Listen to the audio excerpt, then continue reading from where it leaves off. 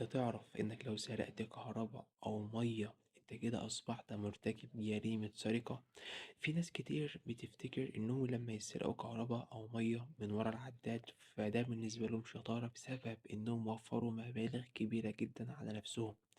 لكن القانون المصري شايف ده أو بيعتبر الشخص اللي بيعمل كده مرتكب جريمة سرقة. إنه طبقا للمادة رقم 318 من قانون العقوبات المصري أن كل من اختلس منقولا مملوكا لغيره فسوف يعاقب بالحبس مدة لا تزيد عن سنتين وغرامة. بما أن الكهرباء والمية منقولا فالاستيلاء عليها بدون وجه حق هذا يعتبر سرقة والقانون المصري بيعاقب عليه. يعني اللي بيسرق كهرباء أو مية بيتعرض للحبس والغرامة بالإضافة إلى سداد المستحقات. فبلاش يكون كل غرضك إنك توفر فلوس لأن ده ممكن يعرض حياتك للخطر.